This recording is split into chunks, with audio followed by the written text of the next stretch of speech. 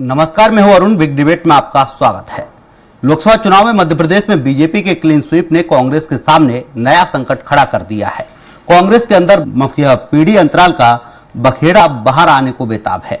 कभी सत्ता के गलियारों में अपनी सियासी धमक से धमाल मचाने वाले सभी दिग्गज नेताओं के साथ इस चुनाव में हारे हुए नेता का विशेषण चिपका दिया है।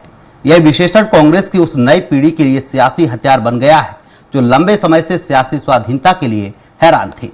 केंद्र में इंडिया के शानदार प्रदर्शन ने इस उम्मीद में इजाफा किया है। कमलनाथ, दिग्विजय सिंह, कांतिलाल भूरिया जैसे सियासी शेर अपना किला बचाने में नाकाम रहे हैं।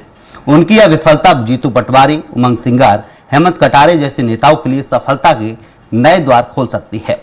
विफलता और सफलता का अंतर्द्वंद कांग्रेस को नई कसौटी पर कसेगा। लोकसभा चुनाव के नतीजे आ चुके हैं और बीजेपी के मध्य प्रदेश में 29 की 29 सीटों पर क्लीन स्वीप ने कांग्रेस की मुश्किलें बढ़ा दी है और मध्य प्रदेश कांग्रेस में एक अलग ही संघर्ष देखने को मिल रहा है। मध्य प्रदेश कांग्रेस में दो पीढ़ियों पर एक नया संघर्ष सामने आ रहा है कि क्या मध्य प्रदेश कांग्रेस में जो बुजुर्ग नेता है अब उनको रिटायर्ड हो जाना चाहिए और मध्य प्रदेश कांग्रेस की बागडोर युवा और नए चेहरों को मौका मिलना चाहिए। इसी बीच कांग्रेस एक नया वजूद तलाशती हुई नजर आ रही है क्योंकि मध्य प्रदेश में कांग्रेस के हालात बहुत खराब हो चुके हैं। वहीं कांग्रेस के दिग्गज नेताओं में दिग्विजय सिंह, कांतिलाल भूरिया जैसे नेता जो कि कई चुनाव लड़ चुके हैं और अब अपना गढ़ तक नहीं बचा सके हैं। दरअसल मध्य प्रदेश लोकसभा चुनाव में भारतीय जनता पार्टी को ऐतिहासिक जीत मिली है। यह बीजेपी ने सभी 29 सीटों पर जीत दर्ज की है। पार्टी ने कांग्रेस के एकमात्र सीट छिंदवाड़ा पर भी इस बार कब्जा जमा लिया है। प्रदेश में कांग्रेस को उम्मीद थी कि 10 से 12 सीट पर कड़ी टक्कर के बाद 3 से 4 सीटों पर जीत दर्ज हो सकती है, लेकिन कांग्रेस के दिग्गजों को भी हार का मुंह देखना पड़ा है। बहरहाल मध्य प्रदेश में जो चुनाव परिणाम आए हैं वो परिणाम सोचने पर मजबूर करते हैं कि क्या मध्य प्रदेश में इस वक्त बड़े स्तर पर संगठन में बदलाव की जरूरत है और अगर है तो कांग्रेस के नेता आखिर क्यों बड़ी सर्जरी करने से पीछे हैं। आखिर कैसे मध्य प्रदेश में कांग्रेस को संजीवनी मिलेगी, उसके लिए आला कमान को बड़ी सर्जरी करनी होगी। उसके लिए कितना और इंतजार करना होगा। Special desk Swaraj express. इसी पर ज्यादा चर्चा के लिए हमारे साथ मौजूद है बीजेपी प्रवक्ता अजय धवले जी हैं, कांग्रेस प्रवक्ता अमित शर्मा है, वरिष्ठ पत्रकार विनोद तिवारी जी हमारे साथ, वरिष्ठ पत्रकार रविंद्र जैन जी हमारे साथ। आप चारों का ही बहुत बहुत स्वागत है स्वराज एक्सप्रेस में। अमित शर्मा जी से पहला सवाल करते हैं। अमित जी, जिस तरीके से कांग्रेस एमपी में दावा कर रही थी लेकिन दावा कहीं ना कहीं निराधार साबित हुआ है, इसका जिम्मेदार किसे मानते हैं? देखिए, मध्य प्रदेश कांग्रेस के पास हम 2019 का जब रिजल्ट देखें तो कमलनाथ जी की एक सीट छिंदवाड़ा हमारे पास थी और 28 सीटें भारतीय जनता पार्टी के दल में थी। अब हम जिम्मेदारी की बात करें, आज 29 सीटों में हम विपक्ष की भूमिका में नहीं कोई हम सीट हासिल कर पाए, लेकिन मैं मध्य प्रदेश को आपको 2019 के बूथ वाइज आंकड़े और 2024 के आंकड़ों का अंतर बताना चाहता हूं। हम आज भिंड की बात करें, मुरैना की बात करें, ग्वालियर की बात करें, हम खरगोन की बात करें, धार की बात करें, छिंदवाड़ा की बात करें और चूंकि अभी छिंदवाड़ा को हटाकर सतना की बात करें, वोट ऑफ परसेंटेज जो 2019 में हमारे पास जिस रेशो से कम था, हमने इन 8 जगह उस वोट ऑफ परसेंटेज को बढ़ाने का काम किया। अब जिम्मेदारी का ठीकरा के बात जिम्मेदारी की नहीं है। जो मध्य प्रदेश में हाल ही में विधानसभा चुनाव हुआ था, बड़े मैंडेट से भारतीय जनता पार्टी ने जीत हासिल करी। कहीं ना कहीं जो कमियां अभी लोकसभा चुनाव में हुई उसका आत्मचिंतन मंथन लगातार कांग्रेस उस दृश्य को देखती आ रही। भारतीय जनता पार्टी वर्तमान में जिस भ्रामकता से चाहे वो महिलाओं को 3000 देने की बात करी हो वो ना दे पाई। आप चिंतन और मंथन की बात कर रहे हैं अमित शर्मा जी, क्या इस चिंतन मंथन में आपके संगठन में कुछ बड़े बदलाव हो सकते हैं एमपी में? देखिए, आदरणीय राहुल गांधी जी ने विधानसभा परिणाम के बाद एक आपको संदेश देने का काम किया। जो 70 के दशक से हमारा एक जो बदलाव का दौर था वो कहीं ना कहीं अमूलचूल परिवर्तन था। हमने कुछ सामूहिक निर्णय भी लिए और कांग्रेस ने देश में ऐसी कैबिनेट को एक फैसला लिया जिसमें कैबिनेट मंत्री सारे नौजवान थे और एक सीनियर और अनुभवी व्यक्ति कमलनाथ जी के तौर पर मुख्यमंत्री बनाया। हमने 2018 में भी नौजवानों को मौका दिया। जब परिणाम विपरीत हुए तो कमलनाथ जी और तमाम वरिष्ठ नेताओं के निर्देश पर स्वयं कमलनाथ जी ने इस्तीफा दिया और राहुल गांधी जी ने जीतू पटवारी जी को पीसीसी चीफ और लीडर ऑफ अपोजिशन उमंग सिंगार जी को आदिवासी कोटे से बनाकर नेतृत्व देने का काम किया। निसंदेह चूंकि चुनाव हमारे सर पर था, जीतू पटवारी जी उमंग सिंगार जी के बनने से आत्मचिंतन और विश्लेषण लगातार चल रहा था। कार्यकारिणी की भी गठन थी, लेकिन यह आपाधापी जो खरीद फरोख्त और दबाव की राजनीति चलती गई और चूंकि हमें चुनाव में जाना था, उस चुनाव की निरंतरता, बड़ी मेहनत और तन्मयता से हर नौजवान, हर बूथ पर कार्यकर्ता ने ऊर्जा और उत्साह के साथ जो कहीं ना कहीं, मैं बात समाप्त करूंगा, कहीं ना कहीं जो भारतीय जनता पार्टी कांग्रेस के कार्यकर्ता को हताश बता रही थी, वो परिणाम बूथ के आधार पर हम टैली करके देखें तो बड़ी ऊर्जा के साथ भारतीय जनता पार्टी की स्टेट विंग से लड़ने का काम करा और देश में भी परिणाम देने का काम करा। निसंदेह बदलाव हो चुका है और उस बदलाव की जो दौड़ अब चालू होगी जीतू पटवारी और उमंग सिंगार जी के नेतृत्व में, यह मीडिया भी देखेगी और मध्य प्रदेश की जनता से जो सरकार ने वादे किए एक मजबूत विपक्ष के तौर पर, न केवल कमरे में बैठकर बल्कि पीसीसी दफ्तर से लेकर सड़क तक आपको एक मजबूत विपक्ष दिखाई दे। जी बिल्कुल। रविंद्र जैन जी हमारे साथ वरिष्ठ पत्रकार हैं। रविंद्र जी, जिस तरीके से कांग्रेस प्रवक्ता बता रहे हैं कि पिछली बार जो चुनाव हुए उससे कहीं ना कहीं वोटिंग परसेंटेज उन्होंने बढ़ाया है, बूथ स्तर पर उनके वोट बढ़े, लेकिन एमपी का जो हालात देखें, सीटों की जो अगर गुणा भाग सीटों का देखें तो 0 सीट पर अभी कांग्रेस सिमटी है इस बार लोकसभा चुनाव। एक बुरी हार है। छिंदवाड़ा इनका गढ़ माना जाता था, 45 साल से लगातार कांग्रेस वह काबिज थी। 1997 में एक बार कमलनाथ उपचुनाव हारे थे, उसके बाद से लगातार कांग्रेस वहां जीत रही थी। वो सीट भी कांग्रेस ने इस बार गंवा दी। देखिए, मध्य प्रदेश में कांग्रेस के पास वैसे भी खोने के लिए कुछ नहीं था, सब कुछ खो चुके थे। ये केवल एक सीट बची थी और वो सीट भी इन्होंने खो दी है। लेकिन इसके पीछे की तमाम सारी चीजों को सोचना होगा। आप देखिए कि आपने जस्ट चुनाव से पहले मध्य प्रदेश ने नेतृत्व परिवर्तन किया। जीतू पटवारी जी अध्यक्ष तो बना दिए गए पर उनके पास टीम नहीं थी। आप जब चुनाव में आप जा रहे हैं तो आपको कम से कम एक एडॉक टीम बनाना चाहिए थी। 30, 40, 50 लोगों का एक समूह बनाना था। मान लीजिए यदि आप कार्यकारिणी बनाने में लेट हो रहे हैं, आपको पता है इस समय कांग्रेस के पास कार्यकारिणी नहीं है, पदाधिकारी नहीं है, कुछ 4-6 पदाधिकारी बनाकर जीतू भाई काम कर रहे हैं। तो आप अंदाज लगाइए कि कितना बड़ा ये केंद्र ने भी की भी गलती है। मतलब केंद्र से मेरा मतलब है कि कांग्रेस के केंद्रीय नेतृत्व की कमी है, कांग्रेस के स्थानीय नेतृत्व की कमी है कि इन्होंने प्रस्ताव नहीं भेजा। आपके पास टीम नहीं है, आपके पास पैसा भी नहीं है, कार्यकर्ता आपका दिग्भ्रमित हो गया है। और सबसे बड़ी बात जो हुई कि चुनाव से पहले सुरेश पचौरी जी चले गए, आपके तमाम सारे विधायक चले गए और भारतीय जनता पार्टी का दावा, ये मैं दावा नहीं कर रहा हूं कि 5 लाख कार्यकर्ता आपके उन्होंने तोड़ दिए और आप हाथ पे हाथ धरकर बैठे रहे। तो ये बहुत सारी चीजें हैं जिसका चिंतन कांग्रेस को करना होगा कि चुनाव से पहले जिस तरह भारतीय जनता पार्टी के नेताओं ने एक योजना बनाकर कांग्रेस की जमीन को खिसकाने का काम किया है और कांग्रेस अपनी जमीन बचाने में सफल नहीं हुई, तो उसके लिए दोषी कौन है ये तो तय करना पड़ेगा ना आपको। आप अकेले जीतू पटवारी को दोषी नहीं कह सकते हो, दोषी दिल्ली में बैठे हुए वो लोग भी हैं या आपके जो प्रभारी महासचिव जो दिल्ली से आते हैं वो भी है। क्या उन्हें नहीं दिख रहा था कि इस बार कहीं भी किसी प्रकार की नीति नहीं है, नेता नहीं है? आपके 3 लोग, एक हेलीकॉप्टर केंद्र ने आपको दिया था चुनाव में, उसमें 3 नेता बैठ के घुमा करते थे। मैंने देखा जीतू पटवारी जी, विवेक तनखा जी और अपने अरुण यादव जी। आप चाहते थे इन 3 नेताओं को अलग अलग जिम्मेदारी देके अपने अपने क्षेत्र में एक्टिव करते।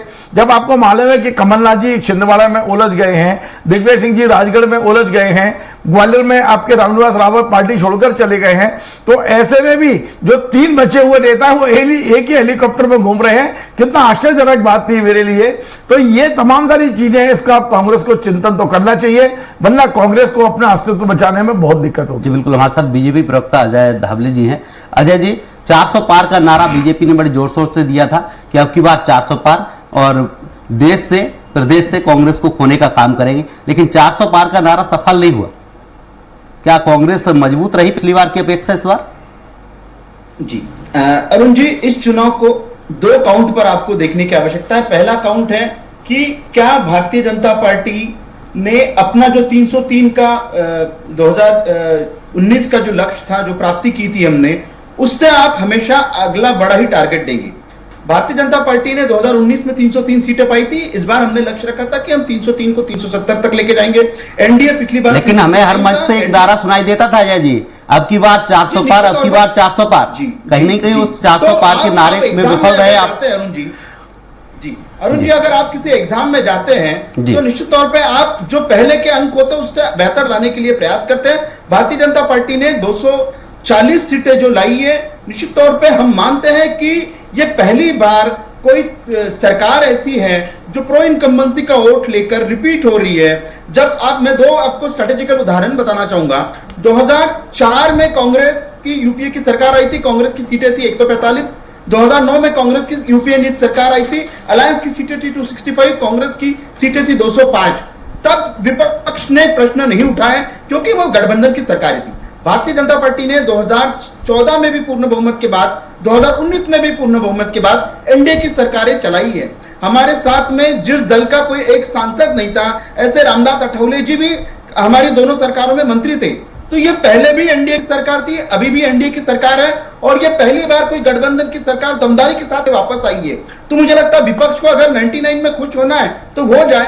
हम लोगों को 240 मिले हैं, हम अगले बार 2029 में ये 240, फिर हम 300 के बाद विपक्ष इस बात से खुश नहीं है अजय जी। विपक्ष कह रहा है कि आप अयोध्या सीट हार गए, आप कहते थे राम को लाए हैं, हम उसको लाएंगे। ये बीजेपी की तरफ से गाना बजता था, खूब जोर शोर से सुनाई भी देता था, लेकिन उसकी अयोध्या सीट को आप आ रहे हैं। जी अरुण जी, राम मंदिर भारतीय जनता पार्टी के लिए राजनीति का मुद्दा नहीं था।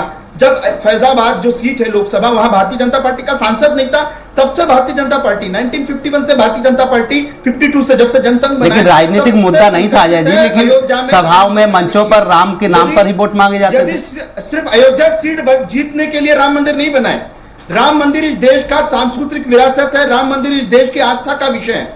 भारतीय जनता पार्टी ने सिर्फ फैजाबाद की सीट जीतने के लिए राम मंदिर नहीं बनाया था। राम मंदिर इस देश के करोड़ों सनातनियों की आस्था का विषय था, वो हमने बनाया। अब भारतीय जनता पार्टी आगे की बात कर रही है कि भारतीय जनता पार्टी विकास के एजेंडे पे गई थी। प्रश्न विपक्ष से होना चाहिए कि आप तीसरी बार सरकार बनाने से चूक रहे हैं, लेकिन आप खुश उसमें कि भारतीय जनता पार्टी की पूर्ण बहुमत की सरकार नहीं बन रही। हम तो इतना खुश हैं कि देश की जनता ने पहली बार भारतीय लोकतंत्र के इतिहास में, नेहरू जी के बाद में जब विपक्ष नहीं होता था, उसके बाद किसी इनकम्बेंट गवर्नमेंट को तीसरी बार चुना है। तीसरी बार कोई व्यक्ति फिर प्रधानमंत्री बनने जा रहा है।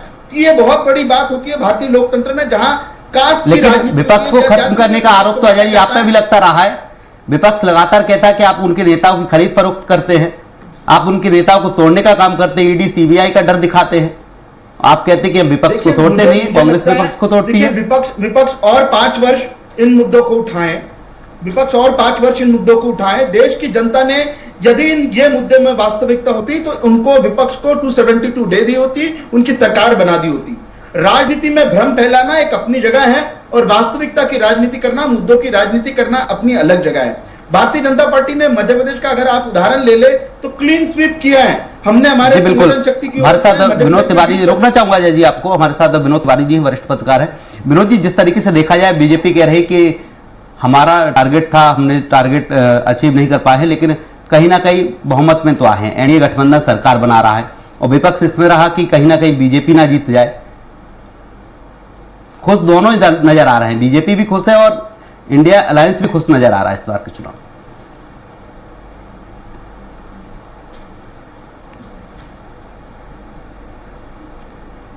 म्यूट कर ले, अनम्यूट कर ले, अनम्यूट। आपकी आवाज नहीं आ पा रही है विनोद जी। अब आ रही? जी बिल्कुल, बोलिए। हमारी जी बिल्कुल। देखिए, जिस तरह के अलायंस, कांग्रेस का अलायंस था, कांग्रेस को ये 50 के आसपास उसकी सीटें थी पिछले लोकसभा में, इस बार वो 99 में पहुंच गई, तो उनके लिए खुशी की बात है। अब दूसरी बात, बीजेपी के लिए हम बात करें तो बीजेपी 272 से ऊपर आने की कोशिश में थी, लेकिन उसे अब संतोष करना पड़ा 240 सीटों से। लेकिन संतोष की बात उनके लिए यह है कि एनडीए को बहुमत मिल गया। परिस्थितियां जिस तरह की हैं, उन परिस्थितियों में भारतीय जनता पार्टी के कार्यकर्ताओं को, बड़े नेताओं को यह अनुमान नहीं था कि वे इस तरह से इतने कम सीटें लेके आ पाएंगे, क्योंकि भारतीय जनता पार्टी व्यक्तिगत रूप से अपने कई 370 सीटों की बात कर रही थी और एनडीए के साथ 400 पार की बात कर रही थी, लेकिन वो 300 पार भी नहीं जा पाए।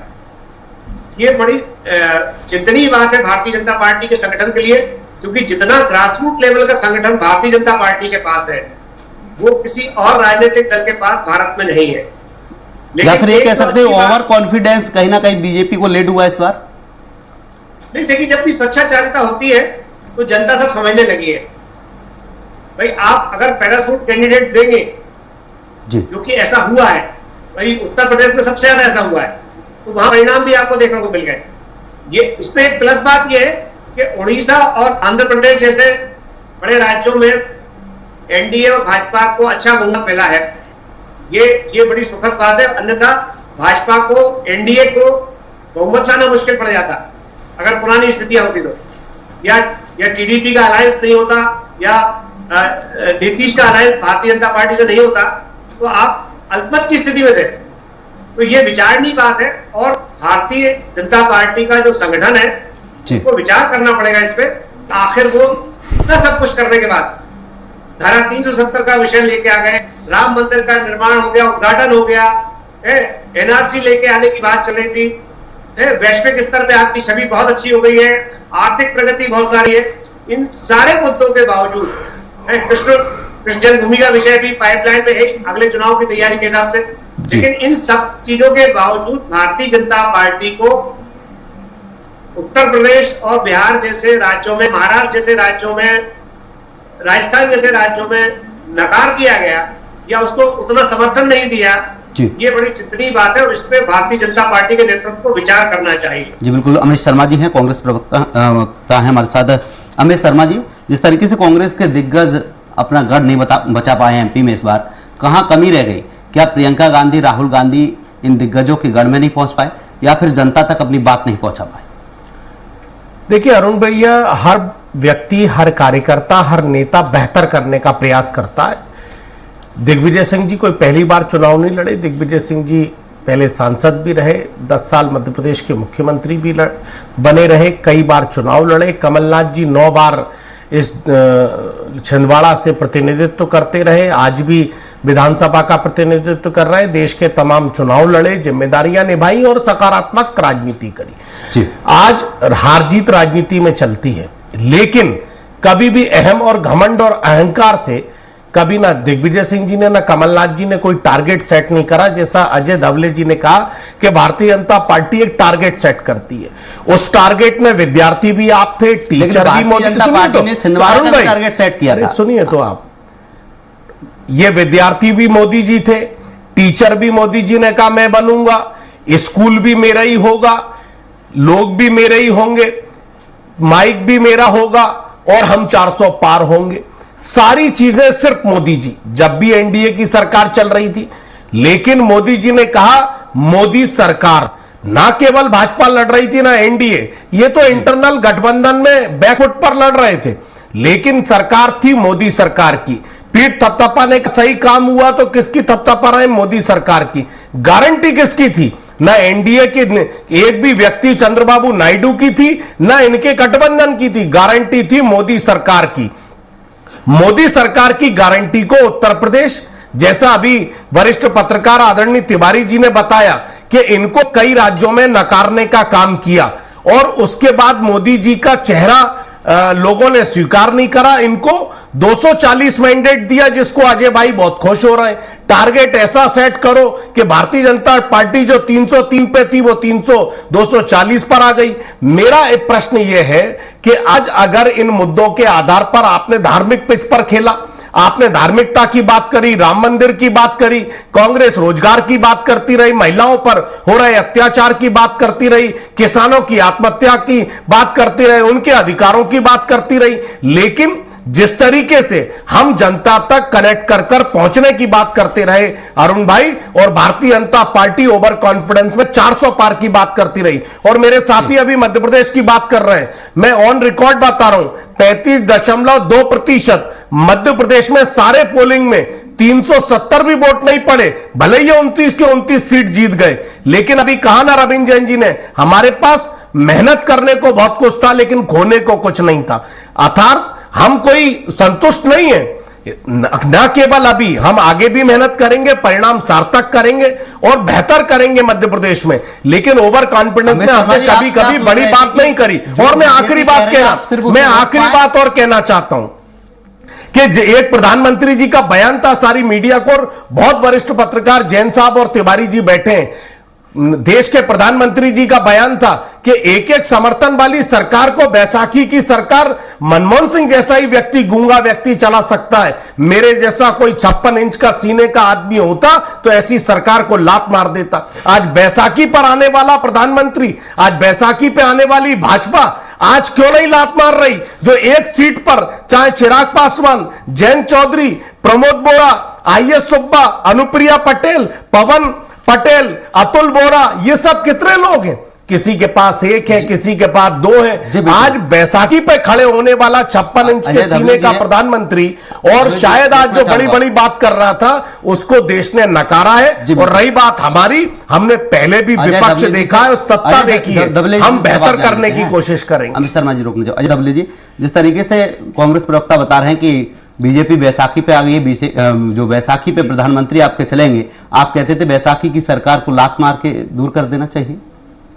जी, तो मुझे लगता है अमित जी आंकड़े ढंग से नहीं पढ़ते। मैंने आपको पहले ही अपने ओपनिंग स्टेटमेंट में आंकड़े बताए थे। यूपीए 2 बनी थी, कांग्रेस की 205 सीटें थी, अलायंस की 265 सीटें थी, तब इनकी सरकार बनी थी, और जो अन्य दलों ने समर्थन दिया था तब जाके 272 हुआ था। आज एनडीए जो प्री पोल अलायंस है, अरुण जी आप काफी अच्छे से जानते हैं, जब प्री पोल अलायंस है, प्री पोल अलायंस 292 सीटें लेके आए हैं। और आपको हिस्टोरिकल डेटा बता दूं, 35 वर्षों में 1991 में कांग्रेस की 232 सीटें आई थी, उसके बाद किसी भी दल की सिंगल लार्जेस्ट पार्टी 240 सीटें नहीं आई है कांग्रेस की कभी भी इतिहास में।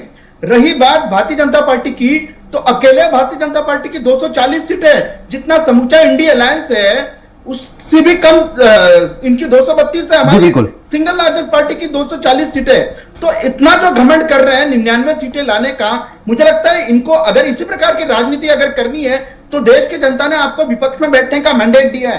किसी स्टेट में आप बहुत अच्छा कर गए और किसी स्टेट में आप क्लीन स्वीप हो गए। हम मध्य प्रदेश में आपको क्लीन स्वीप कर दिया, आपको दूर। बिल्कुल अजय दबले जी, रोकना चाहूंगा। अमित शर्मा जी सवाल ले लेते हैं। अमित जी, जिस तरीके से पार्टी आला कमान ने युवाओं को कमान सौंपी थी, लेकिन युवाओं की कमान एमपी में कोई विशेष काम नहीं है, क्या जीतू पटवारी अपने पद से अब इस्तीफा दे सकते हैं?